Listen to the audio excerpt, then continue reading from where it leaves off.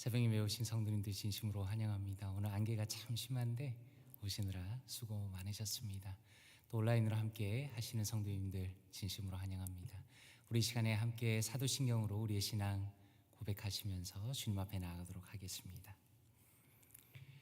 전능하사 천지를 만드신 하나님 아버지를 내가 믿사오며 그 외아들 우리 주 예수 그리스도를 믿사오니 이는 성령으로 잉태하사 동정녀 마리아에게 나시고 본디오 빌라도에게 고난을 받으사 십자가에 못 박혀 죽으시고 장사한 지 사흘 만에 죽은 자 가운데서 다시 살아나시며 하늘에 오르사 전능하신 하나님 우편에 앉아 계시다가 저리로서 산자와 죽은 자를 심판하러 오시리라. 성령을 믿사오며 거룩한 공회와 성도가 서로 교통하는 것과 죄를 사하여 주시는 것과 몸이 다시 사는 것과 영원히 사는 것을 믿사옵나이다. 아멘. 찬송가 357장 함께 찬양드리겠습니다.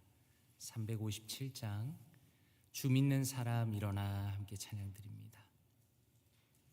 찬송가 357장 주 믿는 사람 일어나 함께 찬양드립니다.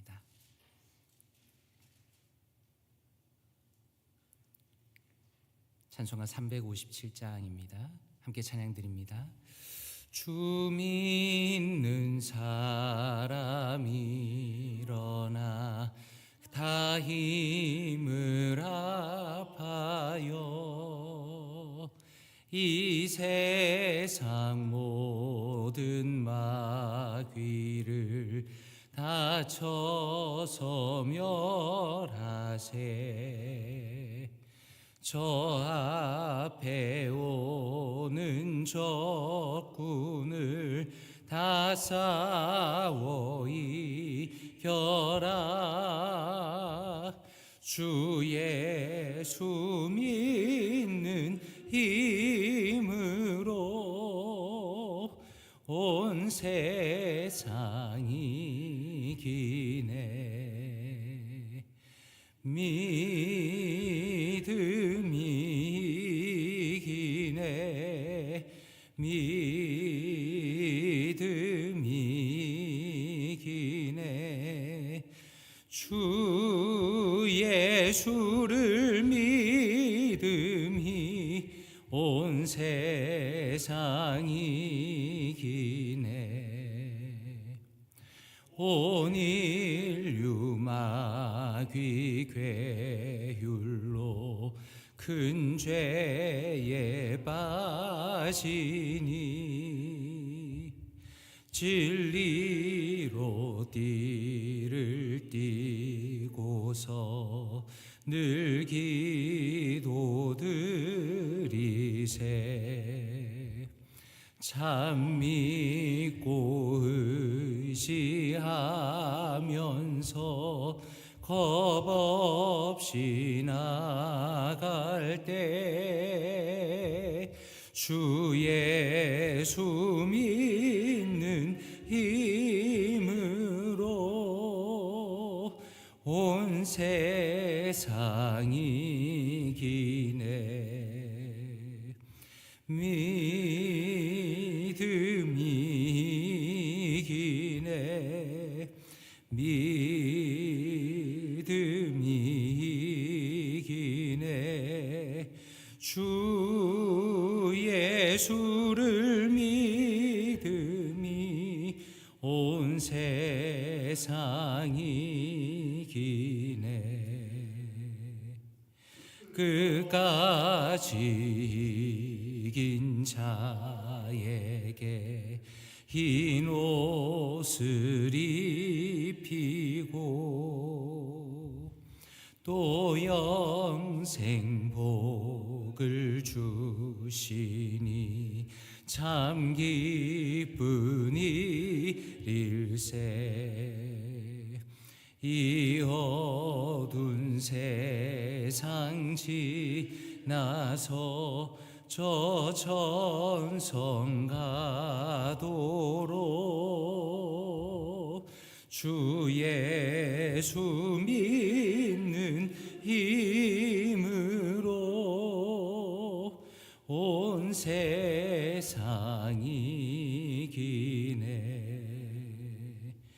믿음이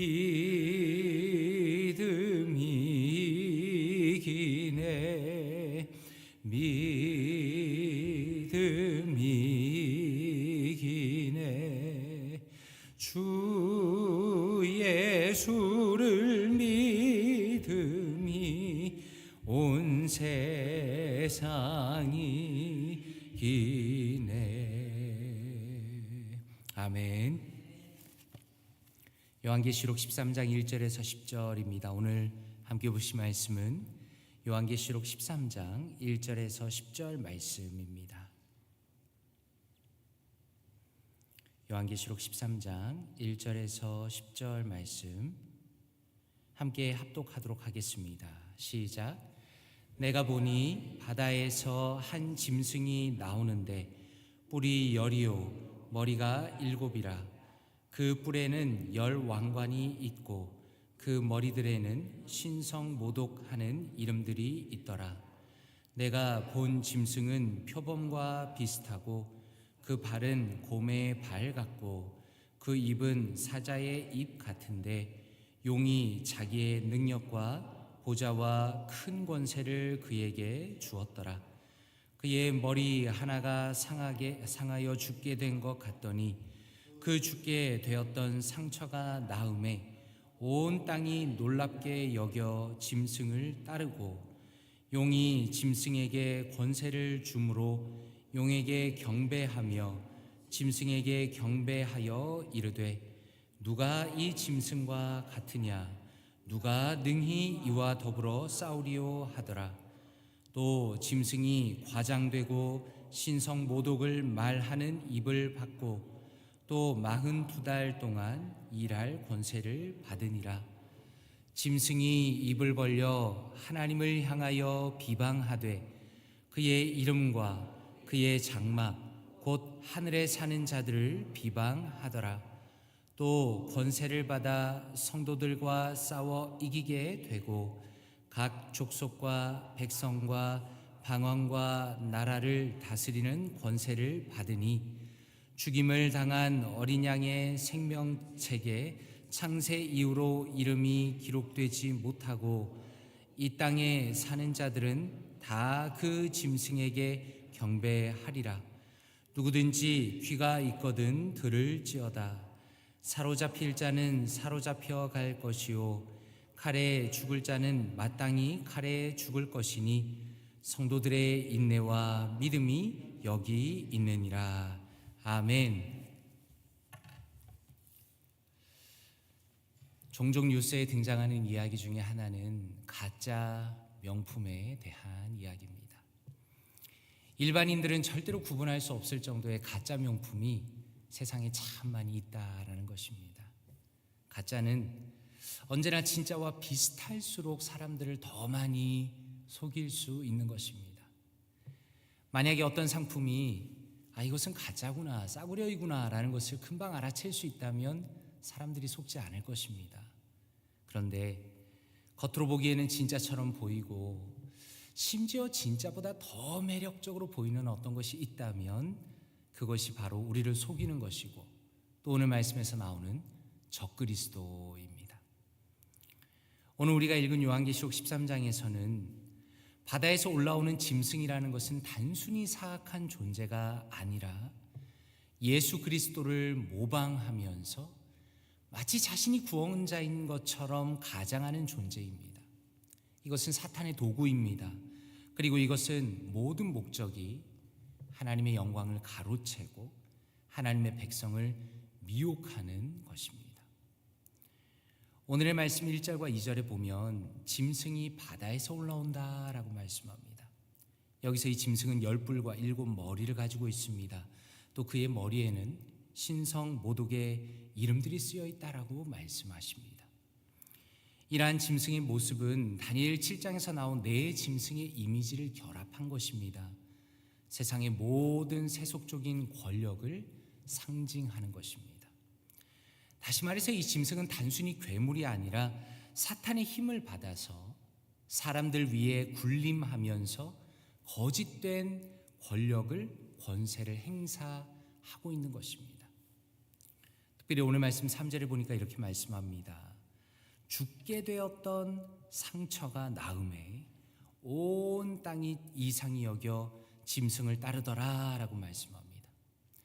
여기서 짐승이 죽었다가 살아난 것처럼 보이는 그 모습은 거짓된 부활을 꾸며낸 사건을 의미하는 겁니다. 이것은 아마도 예수 그리스도의 부활을 모방한 것입니다. 많은 사람들이 그를 따라가도록 만드는 것입니다. 그래서 4절에서 사람들은 말하기를 누가 이 짐승과 같으냐, 누가 능히 이와 더불어 싸우리요 라고 말하면서 짐승을 경배하는 겁니다. 이러한 이미지는 당시의 역사적인 배경과 연결이 되어 있습니다. 로마 제국의 상황과 연결해 보면 황제 숭배라는 것은 로마 제국의 절대적인 권위를 드러내는 도구였다라는 겁니다. 도미티아누스 황제라는 사람은 스스로를 부를 때 주와 신이다라고 불렀습니다. 그리고 황제를 경배하지 않는 기독교인들을 배교자로 간주하여서 박해하였습니다. 로마 제국이라는 그 제국은 워낙 압도적인 군사력과 정치력을 가지고 있었기 때문에 사람들로 하여금 말할 때 누가 로마와 싸울 수 있겠는가, 누가 감히 로마와 대항할 수 있겠는가라는 질문을 던지게 했다라는 것입니다. 아마도 사도 요한은 이러한 상황을 묘사하면서 짐승이 바로 그 시대의 로마 제국을 상징하는 것으로 또한 우리는 이해할 수 있을 것입니다. 그런데 이와 같은 모습은 단지 과거의 이야기로만 끝나는 것은 아닙니다. 왜냐하면 오늘날에도 거짓된 권위와 거대한 세속적인 힘이라는 것은 여전히 사람들의 마음을 사로잡는 것이고 그들을 하나님으로부터 멀어지게 만들기 때문입니다.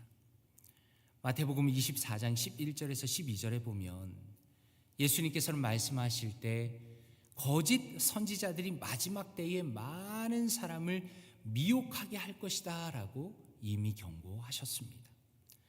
디모데후서 3장에서는 말세의 특징을 이렇게 말씀합니다.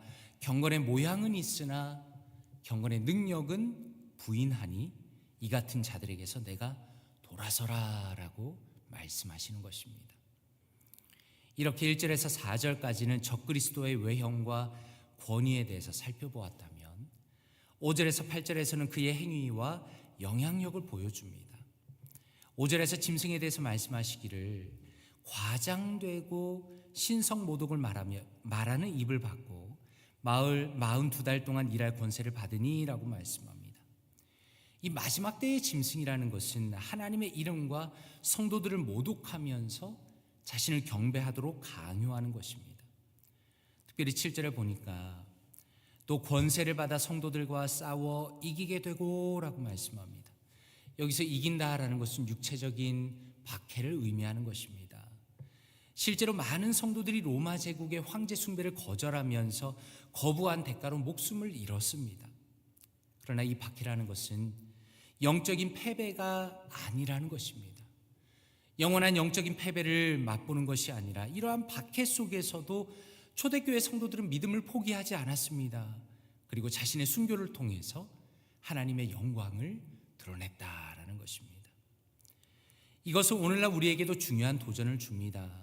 적어도 우리가 살아가는 미국 땅에서는 더 이상 기독교인들을 물리적으로 핍박하는 일은 거의 일어나지 않습니다. 그러나 여전히 우리의 믿음을 약화시키려 하는 다양한 세속적인 유혹과 압박은 여전히 거세게 존재한다는 겁니다. 그러므로 우리는 모든 상황 속에서 혹시 우리가 신앙 때문에 직장이나 가정이나 여러 곳에서 어려움을 겪는다 하더라도 우리의 정체성이 하늘의 시민이라는 것을 잊지 말아야 한다라는 것입니다. 빌립보서 3장 20절에 이렇게 말씀합니다. 그러나 우리의 시민권은 하늘에 있는지라 거기로부터 구원하는 자 곧 주 예수 그리스도를 기다리노니라고 말씀합니다. 고린도서 4장 17절에서 이렇게 말씀합니다. 우리가 잠시 받는 환난에 경한 것이 지극히 크고 영원한 영광에 중한 것을 우리에게 이루려 하노니라고 말씀합니다. 그러므로 오늘의 말씀은 결론적으로 성도의 인내를 요구하시는 것입니다. 10절 마지막에 보니까 성도들의 인내와 믿음이 믿음이 여기 있느니라 라고 말씀합니다. 히브리서 10장 36절과 37절에 보니 이렇게 말씀합니다. 너희에게 인내가 필요함은 너희가 하나님의 뜻을 행한 후에 약속하신 것을 받기 위함이라. 잠시 잠깐 오면 오시리니 지체하지 아니하리라 라고 말씀합니다. 그러므로 간절히 바라기는 과거 속에서, 그리고 여전히 지금도, 그리고 앞으로도 존재할 악의 존재의 정체를 기억하면서 성도의 우리의 삶은 언제나 깨어있기를 원합니다. 가짜에 흔들리거나 절대로 속아 넘어가지 말고 오직 말씀을 붙들고 그 말씀의 방향을 따라서 믿음의 길을 담대하게 걸어가시는 모든 사랑하는 성도님들 되시기를 주님의 이름으로 축원드립니다. 함께 기도하겠습니다. 이 시간에 말씀을 붙들고 기도하기 원합니다. 아버지 하나님, 세상의 거짓된 권세와 유혹에 흔들리지 않게 하여 주시옵소서. 오직 예수 그리스도만을 따라가게 하시고 또 약속을 붙들고 인내와 소망으로 고난을 이겨내는 성도들 되게 하여 주시옵소서. 이 시간에 말씀을 묵상하며 동성으로 기도하겠습니다. 기도합니다. 하나님 아버지 감사합니다. 하나님 오늘 말씀을 통해서 참으로 우리를 유혹하는 또한 말세에 나타날 적그리스도의 그 놀라운 아버지의 그 악한 모습을 보게 하시니 감사합니다. 하나님 간절히 바라기는 우리의 모습 속에서 세상의 거짓된 유혹과 또 유혹에 흔들리지 않기를 원합니다. 오직 예수 그리스도만을 따라가기를 원합니다. 하나님 참으로 우리를 유혹하는 거짓과 가짜 아버지와 참으로 거짓 선지자들과 많은 악한 것들이 우리 앞에 있지만 그러나 우리의 믿음을 강하게 하여 주시옵소서.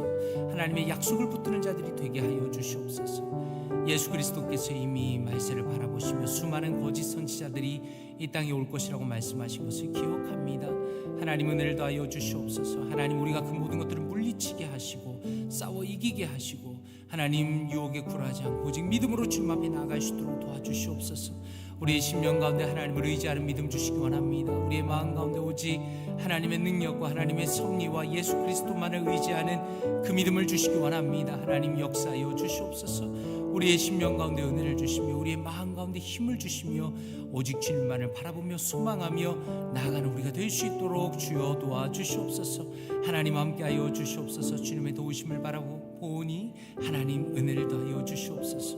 인내하게 하여 주시옵소서. 주의 약속을 붙들고 하루하루를 살아가는 우리가 될 수 있도록 도와주시옵소서. 은혜를 더하여 주시옵소서. 주기도문으로 예배를 마치겠습니다. 하늘에 계신 우리 아버지여, 이름이 거룩히 여김을 받으시오며 나라에 임하옵시며 뜻이 하늘에서 이루어진 것 같이 땅에서도 이루어지다. 오늘날 우리에게 일용할 양식을 주옵시고 우리가 우리에게 죄 지은 자를 사하여 준 것 같이 우리의 죄를 사하여 주옵시고 우리를 시험에 들게 하지 마옵시고 다만 악에서 구하옵소서. 대개 나라와 권세와 영광이 아버지께 영원히 있사옵나이다. 아멘.